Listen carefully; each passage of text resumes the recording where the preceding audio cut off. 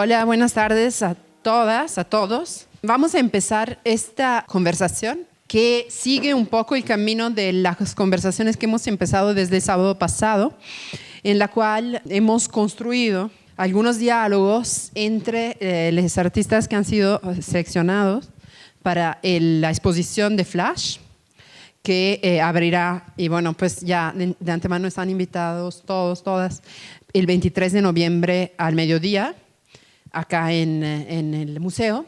Y además, bueno, estos diálogos están entre estos artistas, algunas invitadas que hemos pensado en consonancia con la práctica del artista, para poder pues abrir un poco la investigación que precede la obra, y que como pues todas, obviamente las obras que han sido seleccionadas para eso, son obras que se anclan en una reflexión crítica sobre el paisaje como una posibilidad de observación de un contexto, desde tanto aspectos ambientales, que creo que recorren bastante, ecológicos, entiendo, bastante las obras, algunas de las obras que se presentarán el 23 de noviembre, cuanto en términos históricos, de representación, de reflexión, pues también política, económica, social. Entonces, el día de hoy, el artista que va a hablarnos un poco de su investigación, más bien sobre algunos temas que han preparado como un esqueleto de la charla bastante preciso, es Katia Mora.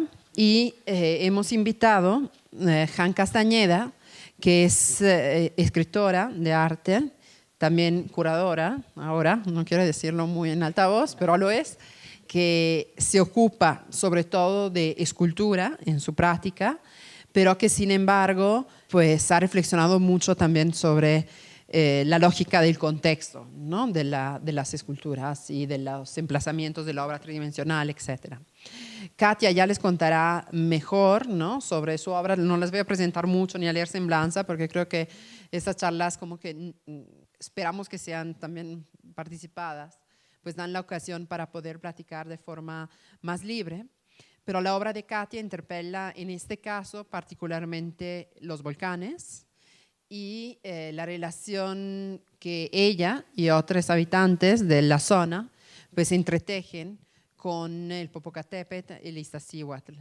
Entonces ese territorio que se enclava entre estos dos entre estas dos entidades, y pues lo que sucede, ¿no? en ese espacio, las fuerzas que lo habitan. Entonces, pues sin más, yo les dejaría la palabra. Y pues a continuación, después de su presentación, de algunos temas que quieran detonar, podemos dialogar entre todos. ¿Va? Bienvenidas. Gracias. Pues gracias por venir, por tomarse el tiempecillo, y a Nina y a Katia por la invitación. La idea aquí es un poco escuchar a Katia y como empezar a desmenuzar o a descifrar un poco la investigación que ha ido haciendo aquí como en el terreno actual con los volcanes, pero es algo que viene como pensándose como que de repente me escuché muy tridimensional, que viene pensándose desde mucho tiempo antes, ¿no? Y cómo lo que me gustaría como también que compartiéramos un poco aquí es cómo una investigación empieza a tomar forma, ¿no? Desde la idea, desde cómo se empieza como a conceptualizar en la cabeza y a la distancia, y cómo aterriza ya en tiempo y forma y enfrente del objeto de estudio, ¿no? Que en este caso sería el volcán. Entonces, para empezar, igual si nos podrías platicar un poquito, o sea, desapropiándonos del paisaje es como un extracto de esta investigación, o sea, como el nombre de la charla que le da como lugar a esta conversación, pero esto viene de una investigación más amplia, ¿no? Que son las fuerzas que no son paisaje. Entonces, si nos puedes platicar un poquito de cómo surge esto, qué es lo que te interesa cómo explorar con esto, y qué ideas van como rondando en esta investigación. Sí, hola, ¿qué tal? Buenas tardes, gracias por estar aquí, gracias Jan por acompañarme. Bien, pues Fuerzas que no son paisaje es el proyecto que estoy desarrollando para Flash. como contaba Nina, vamos a presentar el 23 de noviembre la exposición, el resultado final de toda esta investigación que hemos empezado hace un tiempo ya, aproximadamente desde junio. Y bueno, yo planteé como proyecto un diálogo, en primer lugar, con el Popocatépetl. Imaginaba cómo podría ser ese diálogo. Y bueno, para todo diálogo necesitamos también pensar en las palabras que emplearemos, en el modo en que llevaremos a cabo esa conversación. Pues en primer lugar, pensar en dialogar con el volcán, pues puede ser un poco abstracto, utópico, fantasioso incluso. Y uno de los aspectos que me interesó abordar para realizar este proyecto es empezar por indagar en cómo viven las personas esa relación con el volcán, las personas que habitan los pueblos aledaños al volcán, Osolco, Nealticán, Xalcintla, y también el mismo proyecto me ha llevado del otro lado, en el Estado de México, como ver cómo se vive esta relación con el volcán, qué pensamientos, qué imágenes, qué sueños, qué sensaciones, y también pensar, indagar qué medicinas salen a partir de allí. Y bueno, este fue el planteamiento inicial, también pensado como un abordaje hacia los tiemperos, graniceros, tiemperas, que también en el desarrollo de la investigación me di cuenta que no solo son hombres, también son mujeres las personas que se relacionan con el volcán. Ya ahondaremos un poco más en este tema de graniceros, tiemperas, pero bueno, este fue el primer como planteamiento.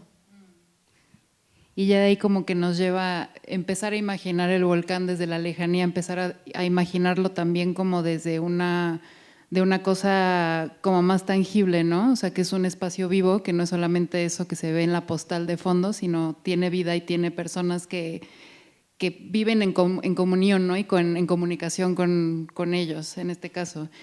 Y eso nos lleva un poco a la pregunta un poco también que plantea esta charla, que les vamos a preguntar al final porque es examen, es ¿realmente podemos desapropiarnos del paisaje? O sea, ahorita igual y suena un poco abstracto, pero la idea es empezar a dejar conceptos ahí en el aire para que los empecemos a cachar, y conforme también escuchemos a Katia en la manera en la que ella los está descifrando, también creo que vamos a poder empezar a hacernos del lenguaje propio para empezar a contestar, a buscar, y ni siquiera a buscar respuestas, ¿no? Pero como a indagar en la pregunta, ¿no?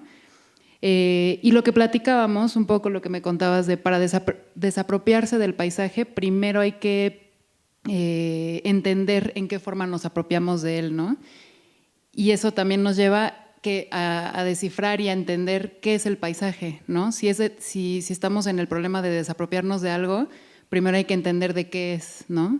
Y por lo tanto, lo que Katia proponía un poco era empezar a desmenuzar, a indagar en el concepto de paisaje, que es mucho de lo que viene tu investigación, ¿no?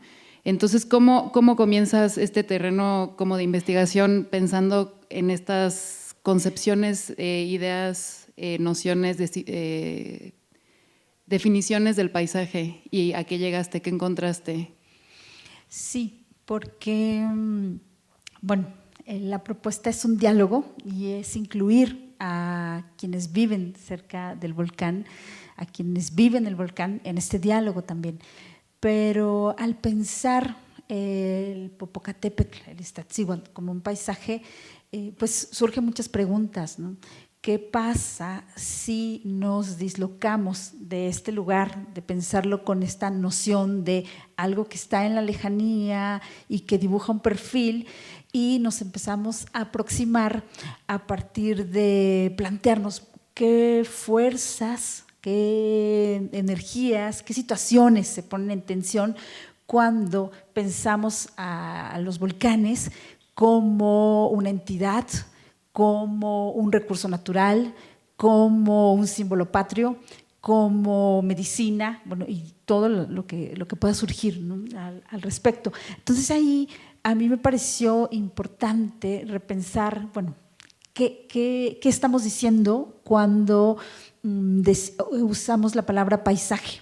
Ahí indagué que paisaje viene del francés paillé, que significa pago, país también, entonces comparten esta raíz etimológica y este sentido. Y esto quiere decir que de alguna forma paisaje, pago, país significa fraccionar la tierra para obtener un usufructo y en beneficio de las personas. Y con esto, por ejemplo, antiguamente era pagar con tierra a las personas, ¿no? Y claro, de ahí podemos empezar a pensar qué pasa cuando yo le llamo a este horizonte paisaje. Y esto me llevó como también a reflexionar, claro, ahí se produce una escisión, hay una separación. Allí está lo observado y aquí está quien observa. Y bueno, a mí me parece bastante problemático ya de entrada pensar que el entorno, o bueno, ahí surgió también como esta duda, ¿no? ¿Cómo le llamo entonces a esto que nos circunda, ¿no? Y Y sí, toda esta idea también como el concepto del paisaje que ya impone o ya implica una idea de apropiación, ¿no?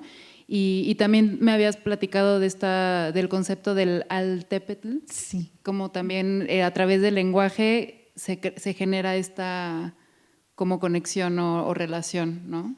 Sí, es que volviendo un poco a la noción de paisaje, como en la investigación me encuentro con que este término, cuando sucede la conquista o la invasión de España aquí a estos territorios, este término no existía dentro del léxico del castellano, pero ya se usaba en las lenguas germanas, Landschaft, también en alemán, y hace relación a estas imágenes. Tiene que ver con que en algún momento, por ahí del 1500, Felipe II le comisiona a 2 artistas que se encargue de documentar visualmente a su imperio. Entonces viajan con él por España, bueno, los territorios que ahora conocemos como España, Holanda y todo lo que comprendía el imperio, y empiezan a dibujar todas las ciudades, ¿no? Son los mapas que hemos estado viendo ahora. Bueno, yo le llamo mapas, no puedo dejar de pensarlos como un mapa, pero en realidad esta es como una de las primeras nociones de paisaje que tiene como finalidad varias cosas. No solamente es como retratar ese territorio, sino que también tiene que ver con la toponimia, es decir, con la manera de nombrar a ese territorio, tiene que ver con los recursos, con la gente que habita allí y bueno, todo esto con fines de control, ¿no? Por otro lado, entonces ahí viene la investigación por otro lado, el término altépetl. Este es un término que significa, viene del náhuatl, alt, agua, tepetl, montaña, ¿no? Citlaltépetl, Popocatépetl, montaña, atl, agua. Y es un concepto que se utilizaba previamente a la llegada de los españoles y sirve para denominar, es muy interesante esto, porque servía para denominar tanto el territorio como a las personas que lo habitaban. En este sentido, cuando tratan de hacer una traducción al castellano, como el término que más les parece como acorde es el término de pueblo, como lugar y gente. Pero en realidad a mí me pareció muy, muy interesante porque es el modo también en que las personas se relacionaban con el territorio. Fui encontrando que los altépetls eran una especie de comunidades que vivían en las montañas y donde, por ejemplo, el mando era rotativo. como un tepetl regía toda una comunidad de altepetls y así sucesivamente. Entonces también me encontré con que altepetl era una relación, estaba propuesto como una relación entre las personas y el entorno. Definía este modo. Luego hay una apropiación del término contemporáneamente dentro de los programas del gobierno que tratan de usarlo de alguna forma para simpatizar. Esto es ahora, es en Xochimilco, para simpatizar con las personas que habitan estos territorios, porque para ellas esta noción de altepetl sigue vigente y esto me pareció muy importante, porque entonces vamos viendo cómo en la manera de nombrar encontramos un modo de relacionarnos muy concretamente y muy rico con todo lo que habita, ¿no? a nuestro alrededor, las montañas, el agua, los recursos, las personas, el territorio. Y bueno. Y eso. Y sí, es como esa forma de ir entrando al paisaje, ¿no? O sea, como que se deja de hacer esta cosa externa, lejana, y ya es como una cosa que empieza a integrar y enfatizar mucho. O sea, este desmenuzamiento del paisaje visibiliza las complejas relaciones de nombrar, ¿no? Y la relación tan fuerte que tiene el lenguaje y la manera en la que se emplea en cómo nos relacionamos, nos integramos o nos alejamos, ¿no? De lo que sea que concibamos como paisaje, ¿no? Y me acordé también de algo que platicamos mientras preparábamos un poco la charla, de esta idea que yo me acordé que leí hace poco, ¿no? De que el término paisaje se usa tanto para referirnos al paisaje que puedes ver enfrente en el espacio exterior, el paisaje que estás enfrente, y es lo mismo el espacio natural que el espacio pintado, ¿no? La pintura de paisaje. Entonces, una palabra que como que funciona para describir dos cosas que son completamente diferentes, ¿no? Y que la experiencia también de las dos cosas son completamente diferentes, pero aún así se usa la misma palabra, ¿no? Entonces también como el cuestionarnos eso también nos lleva un poco a este ejercicio también de qué tan cerca, qué tan lejos o qué tanto la idea se nos ha vendido de que al tener la pintura de un paisaje, el paisaje es nuestro, ¿no? O sea, esta idea como de apropiación que también pasa con la fotografía, por ejemplo, ¿no? O sea, no se me viene a la mente una fotografía de Ansel Adams de las dunas, y entonces ya no son las dunas, ya es las dunas de Ansel Adams, ¿no? Entonces también es como una cosa de la selección que puede entrar a una complejidad gigantesca que tal vez no vamos a ahondar aquí, pero que sí nos permite como enriquecer un poco esa idea, ¿no? También para poder ir acercando a eso. Sí, y justamente ahora que estamos viendo las pinturas de José María Velasco, me interesó proponerlas para la charla porque él, este pintor tan emblemático, es clave en esta transformación de la percepción del entorno como paisaje. Bueno, él se conoce como un pintor paisajista y como bien decías, Jan, los volcanes de Velázquez, ¿no? el Metlac, el puente del Metlac de Velasco. Y lo que él hacía es bien importante porque, por ejemplo, nos encontramos con algunas pinturas, como me parece que acaba de pasar, no sé si podemos ir un poco atrás, donde está el tren. Entonces, lo que Velasco nos decía era el tren y toda la idea de modernidad que en ese momento estaba arrancando son parte del entorno, de la naturaleza. Y por lo tanto, empieza como este ejercicio de asumir la tecnología en realidad en el entorno. Esto fue finales del siglo XIX y quienes han estudiado a Velasco dicen, claro, él había estudiado todos los cánones de arquitectura que por ahí del 1500 tantos llegaron a la Nueva España ya con estas ideas que tienen que ver con las imágenes que estábamos viendo de esto que llamé mapas.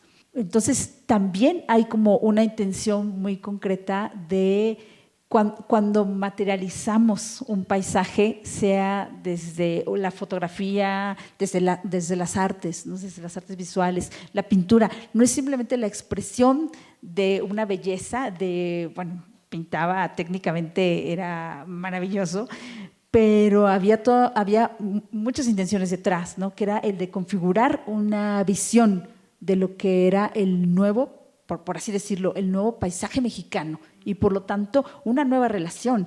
Y esto quiere decir también que hasta ese momento la idea de Altépetl seguía muy presente. Las personas continuaban agrupándose de esta forma, muy a pesar de cómo había sido el proceso de colonización y posteriormente seguían, y hay lugares donde todavía siguen, ¿no? Como con la mayordomía aquí en Cholula, siguen rotándose las dinámicas de organización.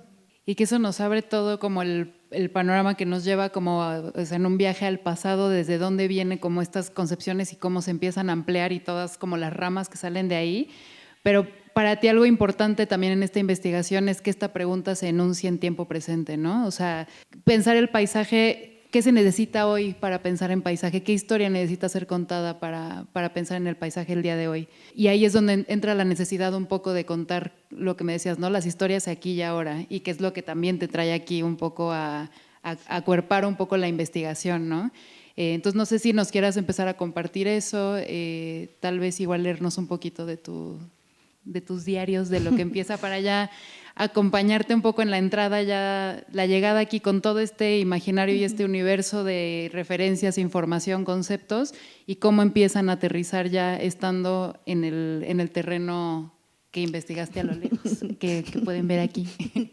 Sí, para mí ha sido muy importante, mucho de la investigación empieza en la distancia y de alguna forma sucede teóricamente, investigando, leyendo documentos, todo esto. Y una de las preguntas era, ¿de qué forma, si no le llamamos paisaje, de qué otras maneras le podemos llamar? Y estamos en un momento en que es muy importante toda esta resignificación de los términos, si acaso invención de nuevas palabras y que corresponden a necesidades, ¿no? Y esas necesidades pues tienen que ver con el modo de relacionarnos con aquello que va a ser nombrado. A la investigación ha ido mucho por allí. La toponimia, la manera de llamar a los volcanes también ha sido muy importante para poder aproximarme, por lo menos intelectualmente y desde la distancia, al territorio. Y ahí me encontré con que el volcán, los volcanes tienen diferentes nombres, ¿no? Y han sido nombrados de acuerdo a su actividad, sobre todo con el Popocatépetl. En algún momento el Popocatépetl se le llamó, no lo sé en náhuatl, perdón, pero tiene que ver con la montaña con lava, y es cuando en el periodo en que arroja lava. Después, cuando esto cesó y empezaron como todos los flujos piroclásticos, las arenas, le llamaron arenas movedizas porque eran corrientes que se desplazaban con el aire. Y hasta que se estableció su actividad, no se estableció, se asentó, gracias, y comenzó a solo echar fumarolas. Y ahí es cuando le llaman Popocatépetl, montaña que humea. Y para algunas personas de los pueblos es muy importante que la traducción al castellano sea montaña que humea, no volcán de una forma pasiva, ¿no? Como volcán que le sale humo. No, es una montaña activa, que está humeando, ¿no? Y esto tiene mucho que ver con la relación que establecen con los volcanes. Entonces, esto para mí fue el primer punto de partida, y también ya una vez estando aquí en los pueblos, lo que me permitió como establecer el primer vínculo con las personas, indagando en de qué forma le llaman a los volcanes, ¿no?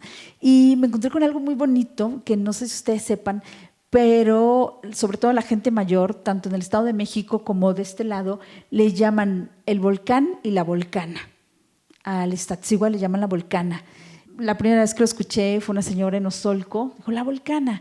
y posteriormente continué escuchando esto como en femenino, ¿no? Y poco a poco fui enterándome que para las personas que habitan la zona son entidades que tienen una fuerza, no sé si llamarle masculina y femenina, pero sí una fuerza activa, como en el caso del Popocatépetl, y una fuerza mucho más receptiva, como en el caso de la Volcana, del Iztaccíhuatl.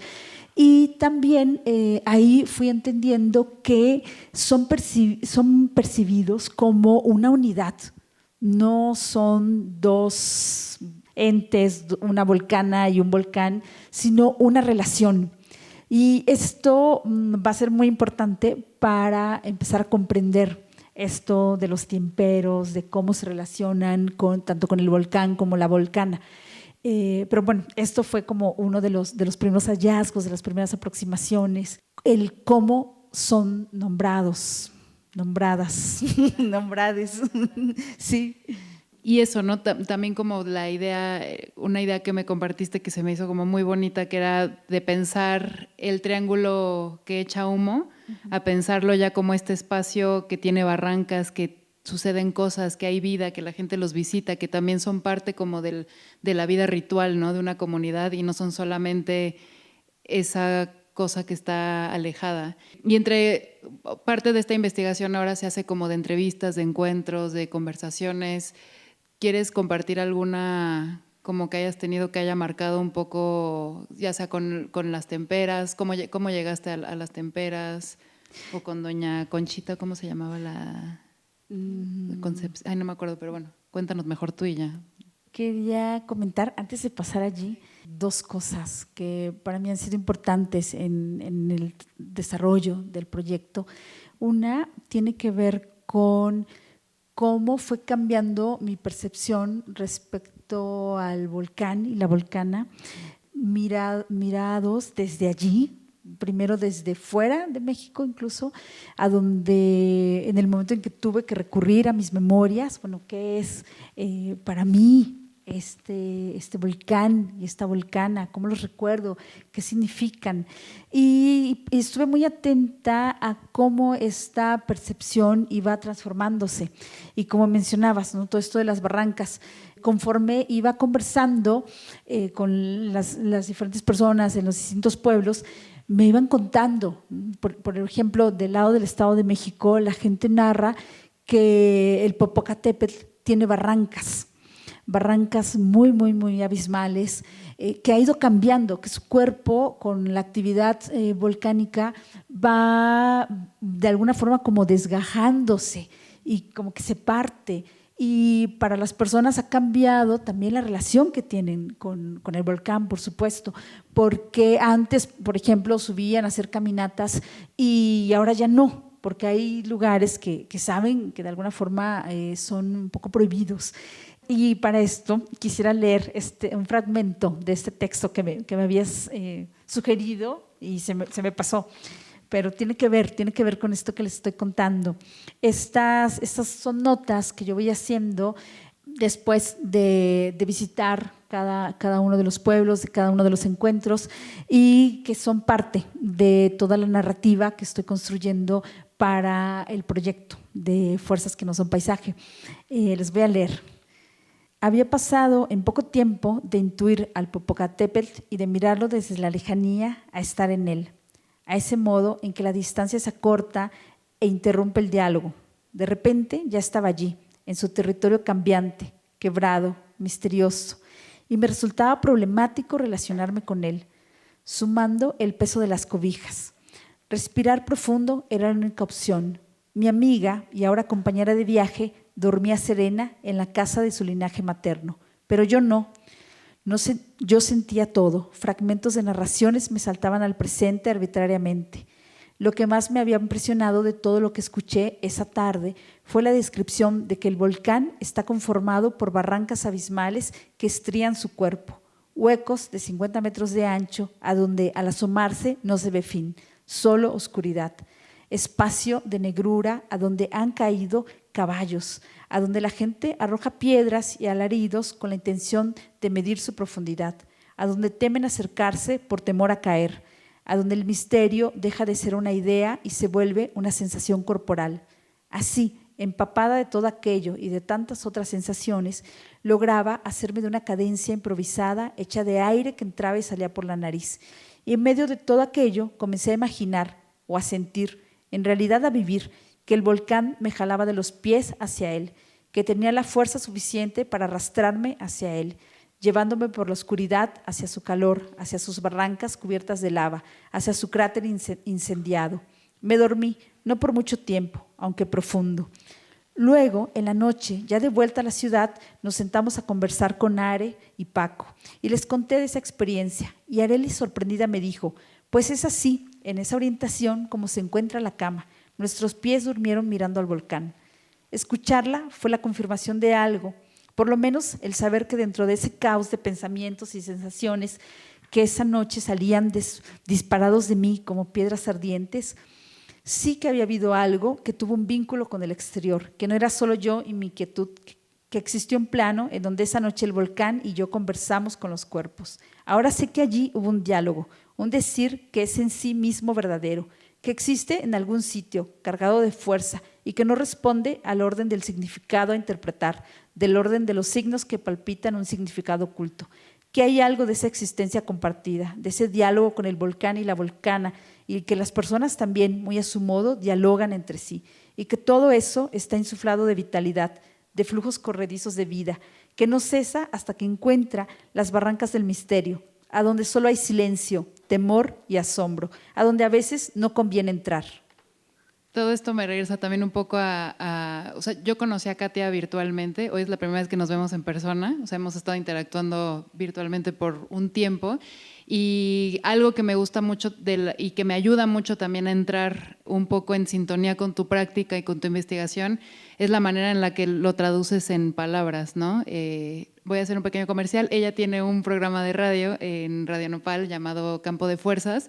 Ahí pueden escuchar también otro fragmento de extraído de tus anotaciones, ¿no? de investigación, donde también el paisaje y el volcán empiezan a tomar cuerpo y empiezan a tomar como presencia en una cosa vista desde tu propia experiencia, ya enfrentándote al cuerpo mismo del volcán, ¿no? Y cómo eso ha permeado en la manera en la que también te estás aproximando a esta investigación. Entonces, muy recomendado, búsquenlo en sus plataformas de audio. Y lo que te iba a preguntar es, ¿cómo ha sucedido esta relación con el volcán ya en el espacio físico, ¿no? Y me habías también comentado que ya has escuchado al volcán, ¿no? Que el volcán habla y ya te tocó escucharlo. ¿Cómo ha sido toda esta relación, interacción y cómo se ha aterrizado en ti esa información? Sí, como empezar a caminar por la zona entre el volcán, el Popocatépetl, claro, ya pone el cuerpo ahí en la experiencia, ¿no? Y mismo desde ir a los pueblos a conversar, a compartir el mole, a ser partícipe de las fiestas patronales. Justo septiembre es como un mes muy importante, es también como seguido de agosto, obviamente, pero me refiero a donde la cosecha empieza ya a definirse, donde las personas empiezan a esperar que la lluvia vaya terminando. Entonces, bueno, todos estas aproximaciones, tanto con la gente como con la volcana y el volcán, pues sí, como les leía, ¿no? van impregnando de una manera, como lo decía allí, un tanto extraña. No, he tratado de que no establecer como un sistema de símbolos, de significados, de qué relación tiene esto con esto otro, sino de estar presente. Y que esta es una de las propuestas también del proyecto, ¿no? Como desarrollar una percepción que permita estar presente en el espacio y, por lo tanto, desde allí rever cuáles son las necesidades, cuáles son todas las líneas desde donde nos vinculamos, para desde allí entonces poder repensar qué es el paisaje, ¿no? Como que da una vuelta. Pero sí, el volcán, me habían contado que en diciembre, bueno, ustedes saben que incrementa su actividad, salen más fumarolas y en los pueblos que están alrededor se empieza a escuchar la vibración. Me decían, se escucha como una olla ardiente, llena de piedras, como que se revolotean. A mí me daba mucha curiosidad, mucha, deseaba que eso sucediera. Y también es que parte del proyecto y de esta aproximación y de este modo de dialogar con el volcán tiene que ver con el registro sonoro de todas estas vibraciones. Estoy utilizando un micrófono geofón que justamente capta las ondas bajas para que después pueda ser como llevado a una frecuencia audible. Sucedió que el fin de semana, el sábado, fuimos con mi compañero de viaje al volcán. Empezamos ahí a filmar, estaba sacando muchas fumarolas y había como una sensación muy extraña del cuerpo y a mí me parecía que lo estaba escuchando. Pero como es un sonido muy particular, porque viene de dentro de la tierra y de alguna forma es emanado del volcán, pues no logras distinguir. Yo antes pensaba que iba a ser así como toda la pirotecnia, ¿no? Pero no. Y sobre todo que verdaderamente activa la sensibilidad, porque son vibraciones y el cuerpo también es vibración. De ahí fuimos como a conversar con una señora que hace quesadillas y yo le pregunté, ¿verdad que está sonando el volcán? Y me dijo, no, es mi olla de café. Y volvimos hacia la zona del volcán y ahí era como mucho más evidente. Aparte estaba sacando más y más cenizas. Y era muy impactante. Entonces y ahí se junta con el otro tema de los temperos, la tempera. Ella nos había comentado, esta señora Gloria, nos había dicho, hay una tempera por aquí. Bueno, en realidad es que hay mucha gente. Hacemos un paréntesis, ¿quiénes son los temperos, las temperas? Son personas que cumplen la función, a veces muy a su pesar, porque no la eligen ellas, establecer un vínculo con el clima que envuelve su entorno, para de esta forma informar a todo su pueblo cómo va a ser los siguientes temporales, cómo va a venir el clima. Entonces, de alguna forma podemos decir que leen las fuerzas, la interacción entre la volcana, el volcán, las nubes, el viento, las lluvias, la tierra, y todo esto con la finalidad de proteger la cosecha.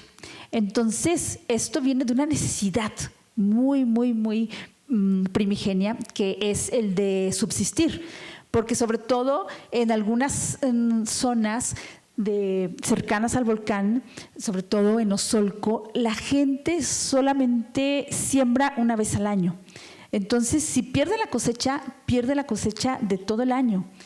Y verdaderamente las personas lo padecen. Y ahora, con todo el cambio climático, en primer lugar se ha vuelto muy difícil de entender las dinámicas. Antes eran ciclos, ¿no? Y sabían, bueno, el 29 de septiembre es la última lluvia y después está seco y el maíz el elote se nutre madura, lo cortamos y después todo el demás maíz que vamos a ocupar para tortilla y todos los demás usos que le dan, lo dejan ahí secando en la mata.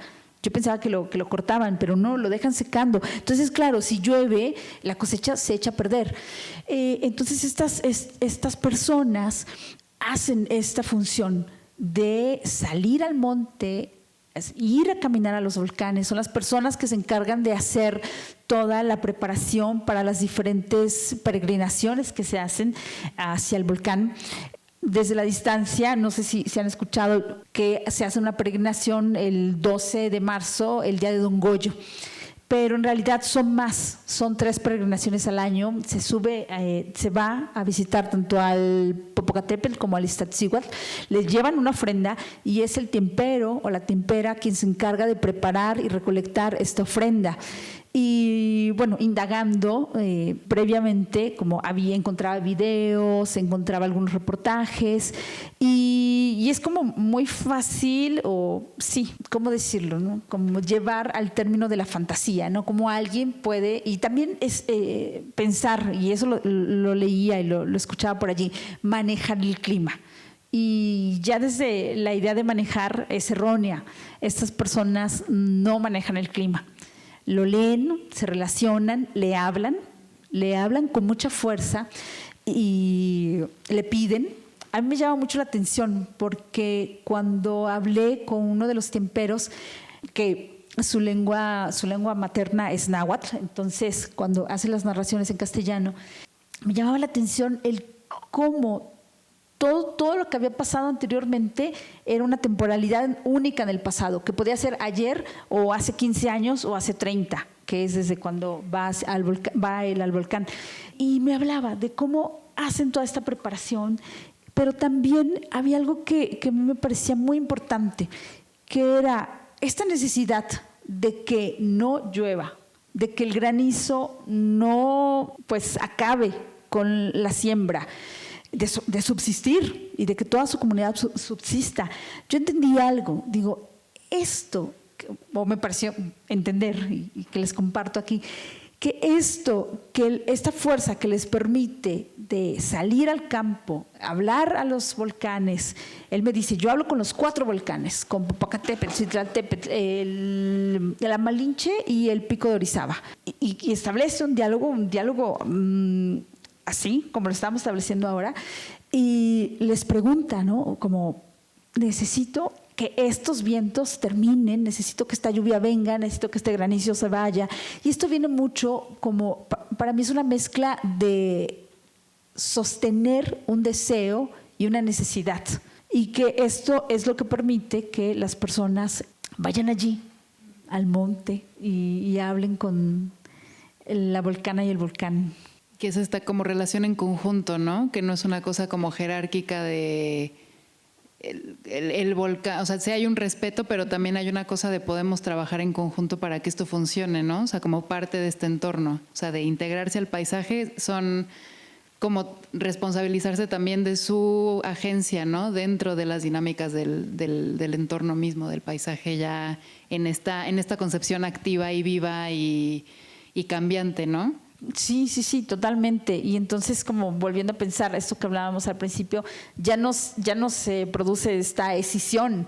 Las personas se consideran activas y con la posibilidad de dialogar, por así decirlo, y de incidir en esta relación que existe entre todas las demás fuerzas, la volcana, el volcán, los vientos, la lluvia. Sí, es otra relación. Qué hermoso. Y bueno, antes de ir como cerrando un poco, vi que pasaron las imágenes del maíz. Uh-huh. Y también como que lo habías notado como este elemento primordial que también marca, como lo habías comentado ahorita, ¿no? Con la siembra y con esta cosa de rescatar para las peregrinaciones así. ¿Hay algo más que quieras compartir de esto que descubriste del maíz o como lo que viste con...? Algo que me pareció importante es que los pueblos que están de este lado, en Puebla, la relación que tienen con la volcana y el volcán está regida por el maíz, por los ciclos, por la necesidad de cuidado de la siembra, porque los volcanes quienes nutren toda la milpa, porque de ahí viene el agua también, y le reconocen, ¿no?, como parte de todo ese dinamismo. Y del lado del Estado de México, por lo menos en la experiencia que he tenido, parecería que esta relación se cortó. ¿Por qué se cortó? Por la religión. Cuando yo le pregunté a uno de los tiemperos, bueno, la gente decía que él era tiempero y él decía que no. Y la gente decía, sí, es que le entierra los machetes. Algunas veces quizás hemos recurrido a esto, ¿no?, de enterrar las tijeras para que no llueva. Y él decía, no, yo no soy tiempero. Y no quería hablar de esto.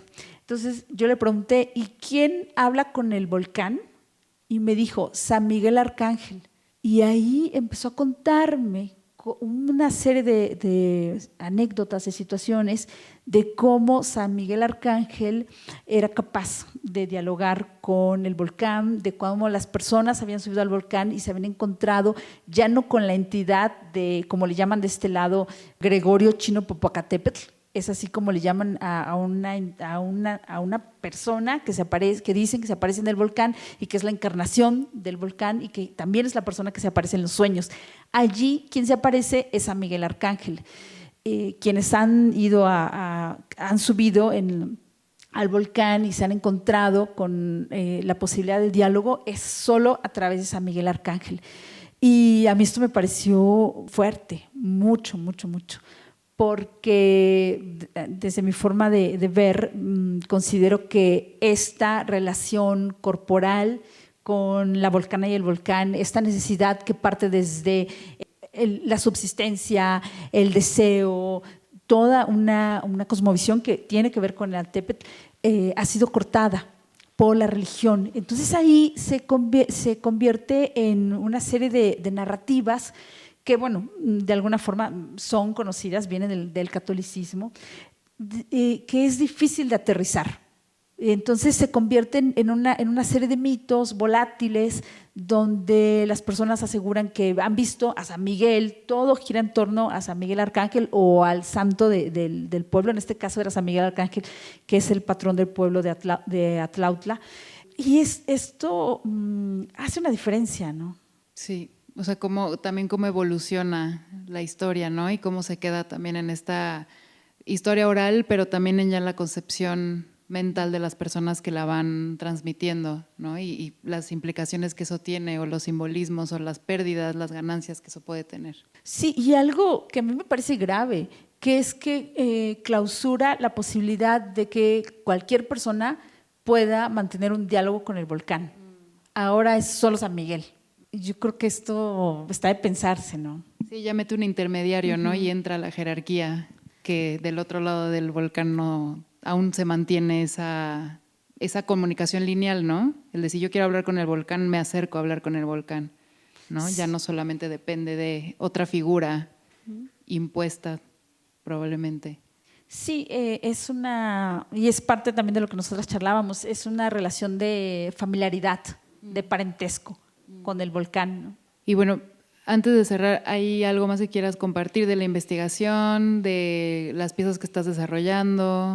O sea, igual podríamos cerrar con las preguntas, Sí. Pero antes de eso igual quería ver si hay algo que nos quieras compartir de el estado actual de la investigación y lo que estás preparando también para lo que vas a exponer.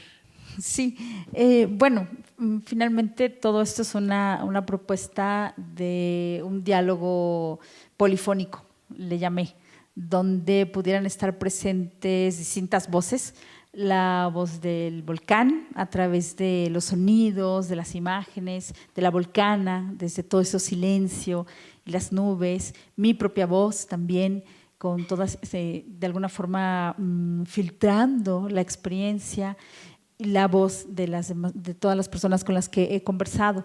Y bueno, esto ha tomado la forma de una videoinstalación a 2 canales, a donde propongo que se cree un espacio sensible, un espacio de aproximación a una experiencia que cada quien pueda llevar a cabo en ese espacio de contacto, de intimidad, de diálogo con la volcana y el volcán. Y bueno, para cerrar igual estaría bonito dejarles las preguntas que propone Kai. No sé si las quieras leer tú o las leo yo. Las tengo ya aquí ahora.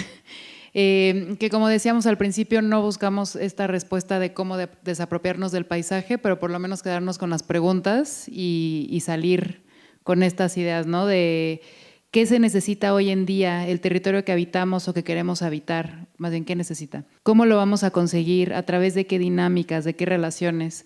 ¿Cómo necesitan ser hoy en día nuestros territorios? ¿Qué tan importante podría ser emanciparse de la palabra paisaje? ¿Qué otras palabras podríamos encontrar? ¿Qué significa para nosotros desde este lugar y en este contexto histórico, temporal, la idea de ser paisaje?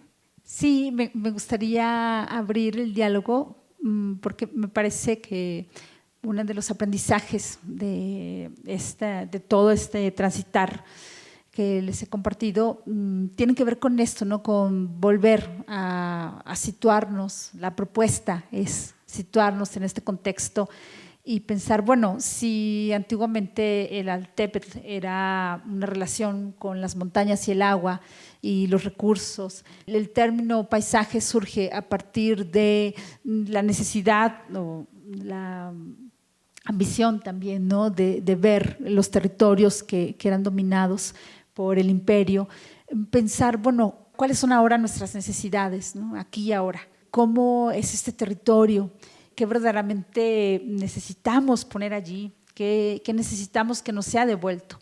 Me parece que es a partir de esta especie de revisión que propongo, en primer lugar, siempre empieza desde lo interno, que entonces podemos empezar a pensar cómo le llamamos fuerzas que se dibujan, ¿no? Allí en la aparente lejanía, si es un paisaje, si es un entorno, si es parte de mi identidad nacional, si es el fondo de mis selfies, si es un lugar de donde puedo extraer recursos, si es mi hogar.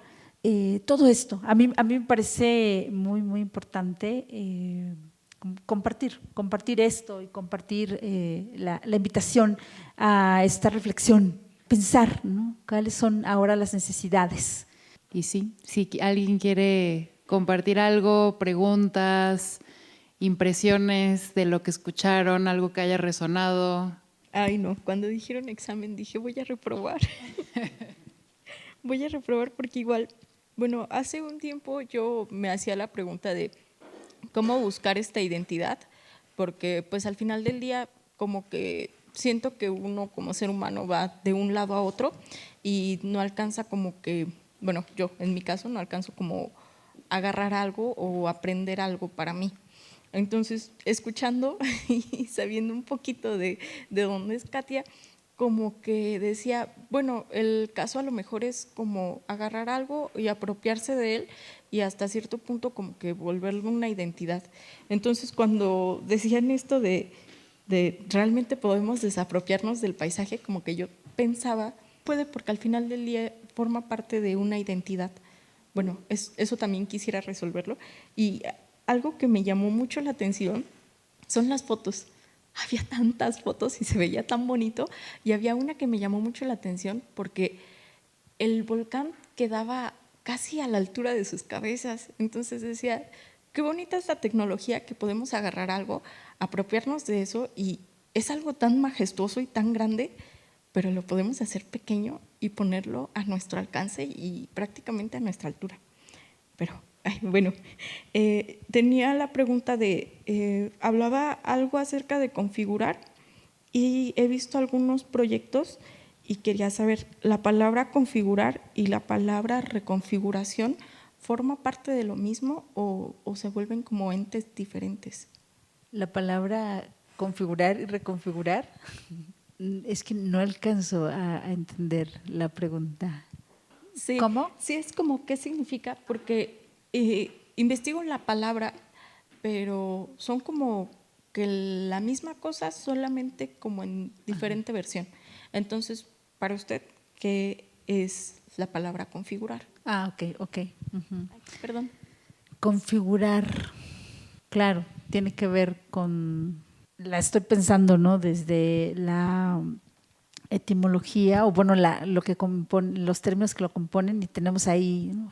Figura, la forma, ¿no? Entonces, para mí sería una especie de reunión de formas, dan lugar a un cuerpo, a una nueva existencia, por así decirlo, ¿no?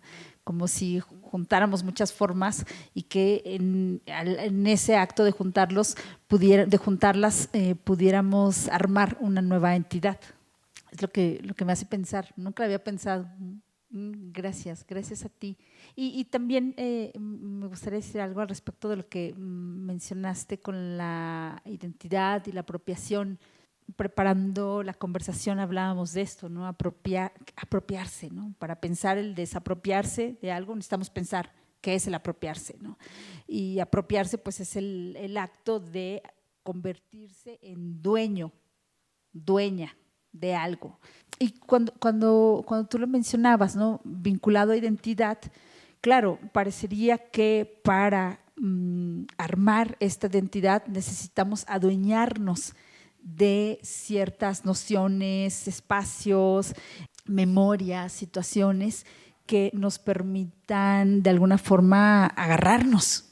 Para mí la identidad tiene que ver con eso, la sensación de me agarro de acá, porque si no me caigo. Yo lo plantearía de otra forma, ¿no? Lo plantearía, en mi caso personal, que he transitado por muchos espacios, de alguna forma voy observando que esa identidad es fluida y que en la medida en que puede desagarrarse todos esos lugares, situaciones, memorias que la anclan, puede permitirse ser. Porque creo que finalmente la identidad está muy vinculada al hecho de ser alguien. Pero me parece que cuando la encapsulamos en ese territorio, en esos territorios a donde se agarra, se cristaliza y se vuelve frágil. Hola, yo tengo 3 preguntas.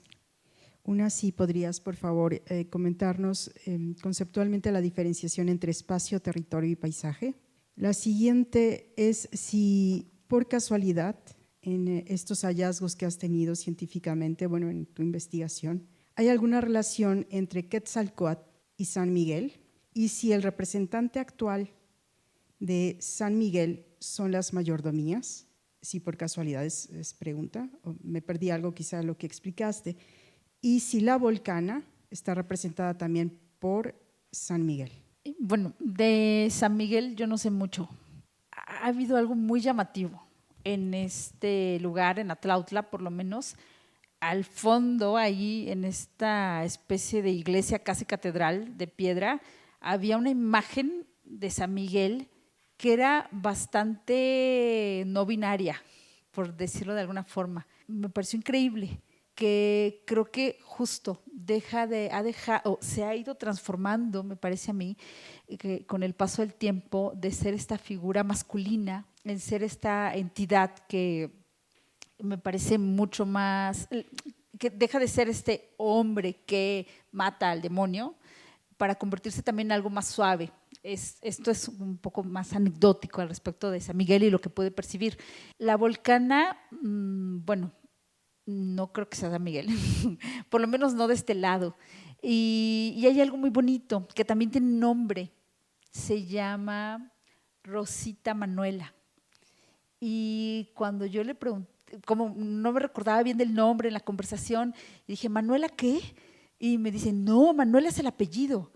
Y ayer conversando con mi abuelita me dijo, es que en náhuatl Manuela es un apellido. Este nombre para mí es nuevo, Rosita Manuela. Luego, respecto a los mayordomos, bueno, son figuras muy, muy importantes que tienen que ver con la Iglesia católica. Todavía yo no acabo de entender hasta qué punto son cruciales en esta relación con los temperos, las temperas, porque quienes preparan la ofrenda finalmente son las temperas y los temperos, quienes preparan el mole, pero sí en cooperación con los mayordomos, que me parece allí solo hay figuras masculinas. Y en conjunto se encargan de recaudar pues todas las ofrendas y el dinero, porque se necesitan camionetas, se necesita comprar velas, plátanos, alcohol, bueno, ropa, todo lo que le llevan a la Volcana y el volcán. A la idea de territorio, paisaje, ¿cuál era el otro? Espacio. Hace poco una amiga muy querida me decía, una amiga que tiene mucha experiencia, y me decía, el territorio no solamente es la tierra, el espacio físico, ¿no? Es el lugar a donde eres, a donde descansas, a donde te llenas o te nutres de los vínculos, a donde te cuestionas, a donde puedes desear, a donde puedes mostrar tus fragilidades. Entonces, para mí, la noción de territorio ha cobrado como una complejidad, porque de alguna forma sí que para mí era el espacio, era ese pedazo de tierra, ¿no? Bueno, y suena tierra, pero me gustaba cómo Elena me decía esto. Digo, claro, o sea, no solamente necesito un espacio de tierra para vivir, necesito todo este conjunto, ¿cómo le llamaríamos?, de condiciones que me permitan. Y bueno, el paisaje, sí, después de toda esta investigación ya no puedo desvincular el paisaje con la noción de fragmentar la tierra. ¿Y para qué? ¿Para qué fragmentarla? Pues para apropiársela, ¿no? ¿Y de qué modo la fragmentamos? Pues escindiéndonos de todo aquello, ¿no? Y tiene mucho que ver con esta idea de esta noción de naturaleza, de ciencia, que viene a partir de la revolución industrial, ¿no? También sumando un poco a eso, que las tres palabras tienen esta dimensión como metafórica, poética, o sea, que pueden describir algo como el paisaje, también pienso como el horizonte, ¿no? Que es una cosa que parece que todos entendemos qué es, pero realmente se queda siempre abierto a interpretación o hasta dónde llega el horizonte o sea, como que tiene estas dimensiones donde la definición puede ser de contexto o puede ser de imaginario, ¿no? Entonces también se abre a esta múltiples interpretaciones, yo creo. Sí, y también como, ¿qué pasa si de alguna forma empezamos a percibir al revés? En el sentido de que en vez de ver a la lejanía, de empezar por la lejanía, empezamos por esto, ¿no? Por esto que estoy pisando, y desde ahí se despliega el entorno, el paisaje, el territorio. Creo que esto cambia completamente la relación y nos pone allí, nos pone en relación pues con todo. ¿Consideras que esto de desapropiarnos del paisaje puede ser un trabajo constante? Bueno, algo que evoluciona. Me refiero a que, por ejemplo, antes yo subía al techo de la casa y sin problema podía ver el volcán, podía ver los volcanes. Ahora subo y veo el edificio de BBVA, los espectaculares, y ya no puedo ver los volcanes. Entonces, yo lo considero así, ¿no? Ya me desapropié de ese paisaje, pero ahora mi paisaje es otro, algo más urbano. Y ahora es muy difícil, ¿no? Así como ha estado creciendo la ciudad, es muy difícil ver los volcanes para los que estamos de este lado. Es interesante cómo hablas, cómo mencionas de ya me desapropié de este paisaje en el sentido de que ya no es mío, ¿no? Ya no me identifico con él. A mí me resultaba un poco conflictivo cuando pensaba esto de desapropiarnos. Pensaba, desapropiarnos es estar en él. Pero a veces pareciera como que la diferencia se vuelve confusa entre si estoy en él o si es mío, el paisaje, el territorio, el entorno. Y yo sí, considero que es una relación activa, y porque implica esa atención, primero observar, ¿no? Cómo va cambiando, pero de alguna forma también un poco a rastrear de dónde provienen esos cambios, ¿no? ¿Qué más trae que ahora ya no vea el Popocatépetl y vea el BBVA? ¿Qué pasa aquí, ¿no? ¿Y qué pasa en mí? ¿Y qué pasa en el entorno? Entonces, creo que cuando empezamos a jalar todos estos hilitos, esta relación se vuelve dinámica, y también este entendimiento del entorno me parece que nos permite entendernos, entender qué nos está pasando, qué somos, y en ese sentido también es dinámico. Es una ida y vuelta, ¿no? Que es finalmente, me parece a mí, lo que hacen las temperas, los temperos, están insertas en esa relación dinámica que cambia día a día. Justamente ahora que tiene que ver con, una relación que tiene tanto que ver con el clima, y ahora que está cambiando tanto todo, esta relación pide muchísima más atención y mucha apertura. pero me parece que es igual. O bueno, puede ser podemos aplicar una lógica similar a esto, estemos en el medio del Popocatépetl, Iztaccíhuatl, o estemos en la terraza de la casa. No sé si respondí. Hola, gracias por la charla y por compartir el proyecto, muy interesante y muy bonito. Yo tengo una duda respecto a algo que comentabas un poco cuando estaban abriendo la charla, respecto a que este proyecto se trata de un diálogo con los volcanes.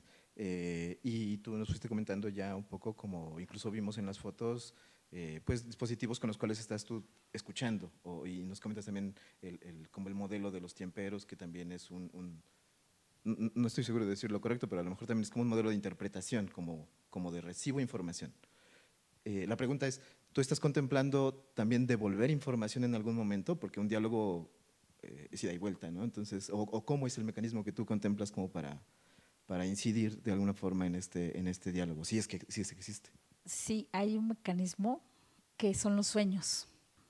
A manera personal, como práctica, yo he indagado en esto que a veces le llaman yoga de los sueños, que es una especie de preparación mental y corporal antes de dormir. En el mundo de los temperas, también hay algo de los sueños, y esto que decías de lo interpretable, los sueños son los que se interpretan.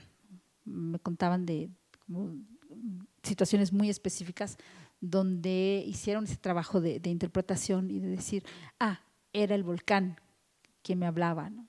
Yo comparto como esta forma de dialogar, que ahorita que te escuchaba pensaba, digo, sí, podría devolverle sonidos, ¿no? Por ejemplo, al volcán. Ahora yo y poner el micrófono y a la inversa, ¿no? Devolverle vibraciones. Yo siento que el diálogo se está produciendo en el sentido de, así como lo decían las notas, esta apertura en el espacio, esta apertura corporal impregna de muchas imágenes, muchas imágenes. Cuando estoy en el volcán todo el día, que pasamos ahí a veces 10 horas, en la noche cierro los ojos y veo el cráter, así, y no me puedo dormir.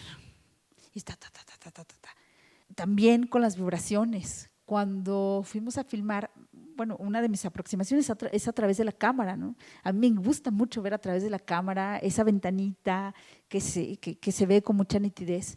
Y cuando estuve ahí, antes de que descubriera que sí que estaba vibrando, a mí me da como una conmoción, me da unas ganas de llorar, pero no con emoción, era una cosa que quería salir. Incluso me aproximé a la camioneta y abracé a Jordi, quería llorar, no podía. Yo creo que esto era una afectación de toda la vibración que no me estaba dando cuenta. Y yo tengo la confianza en que el diálogo no solamente es un ir y venir como en esta idea de emisión-recepción, en esto yo emito, tú procesas, recibo, me perdí, yo emito, tú recibes, procesas, envías, así. Me parece que sucede como mucho más, es algo mucho más complejo. Y yo estoy confiando en que pensar al volcán, escucharle, soñarle, escribirle, por parte de estos textos, yo le hablo al volcán y a la volcana. Me dirijo a él y a ella y les digo, se está volviendo imposible verte, porque todo el principio del proyecto, que fue en la temporada de lluvia, no les podía ver. Estaba todas las nubes, cada vez que íbamos a un pueblo llovía, incluso contemplaba que en el proyecto pudiera ser que nunca aparecieran, nunca se produjera este encuentro visual.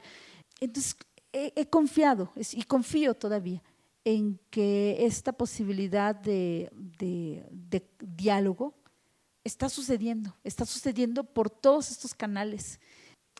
Me parece que las temperas y temperos me están ayudando a creer en esta fuerza del deseo y la necesidad en conjunto, y en esta posibilidad, por lo tanto, de incidir en este intercambio que sucede entre, por ejemplo, cuando estoy allá arriba, entre la volcana y el volcán.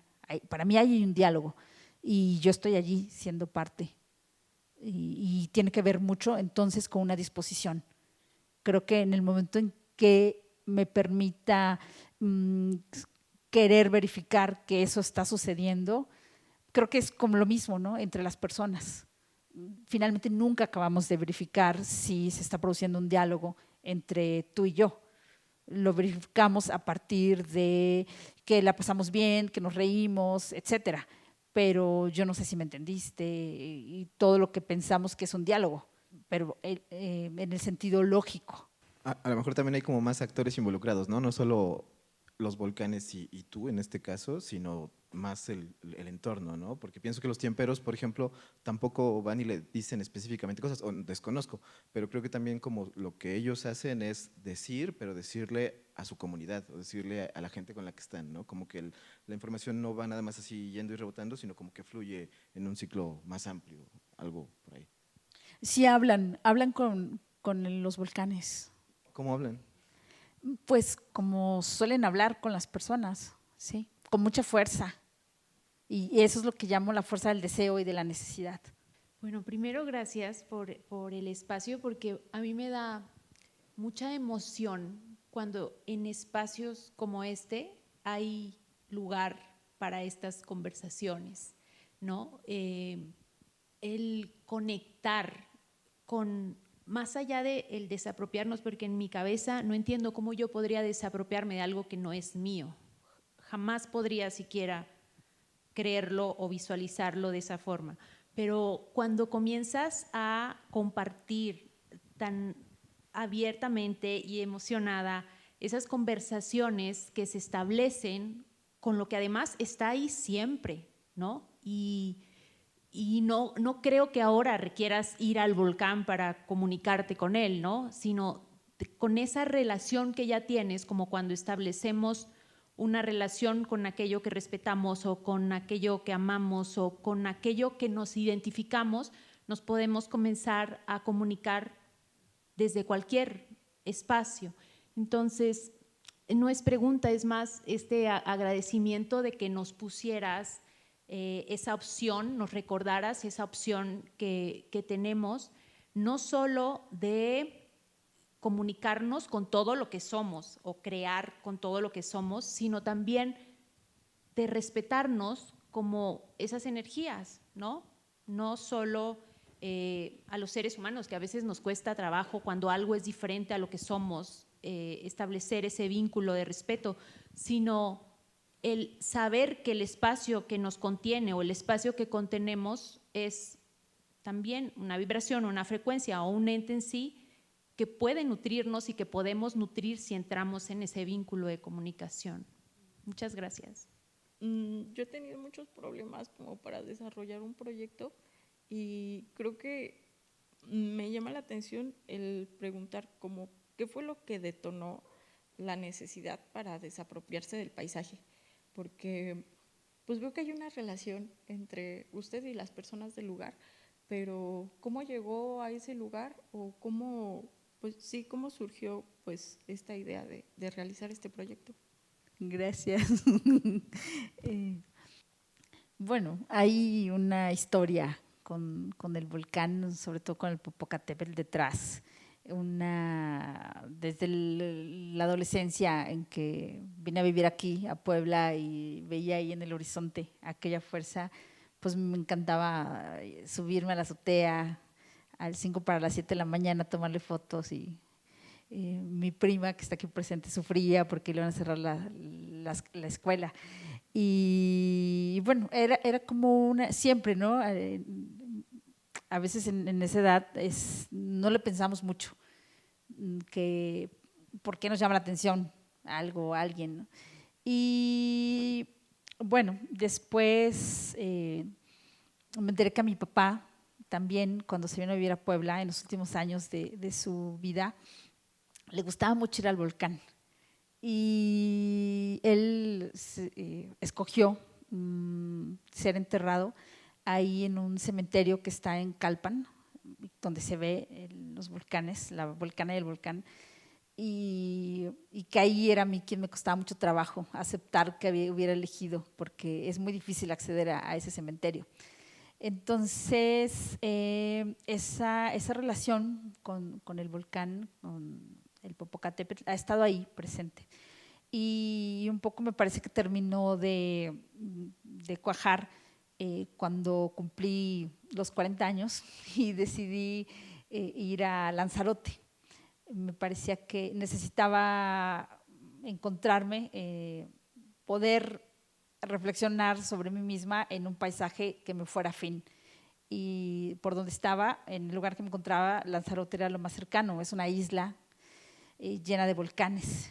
Y ahí entendí muchas cosas de mí, esta relación, este fuego interno, esta manera a veces de manifestarme, que al concretarla en la imagen de volcán me resultó de mucha utilidad para comprenderme. Y bueno, ya cuando reuniendo como todas estas inquietudes y al proponer el proyecto, era como apenas unas intuiciones, ¿no? Esto lo estoy diciendo después de todo este tiempo de caminar por allí, entre la volcana y el volcán, de hablar con las personas. Y creo que también en el fondo tiene que ver con una necesidad de un entendimiento propio y también de una… todo esto también de los temperos me llamaba mucho la atención. Digo, ¿quiénes son estas figuras? Decían, le hablan al granizo y siempre parecían como personajes allí en la distancia que pertenecían a otra época, un tanto esquivas. Y también esta era una de las necesidades, ¿no? de aproximarme a ellos. Primero pensaba que solo eran hombres y ahora descubro que también hay mujeres, a ellas, ¿no? y de establecer un diálogo así, abierto, ¿no? Y afortunadamente está sucediendo. Me llama la atención al final de lo último que acaban de comentar, cómo han podido respetar la figura de poder espiritual o mística o mítica, yo lo llamaría psíquica, de poder darse cuenta a través de los sueños y de otras posibles percepciones mentales y corporales de lo que pasa en el ambiente. ¿Cómo han podido respetarse les unes a les otres dentro de un sistema de poder y además de poder de género, ¿no?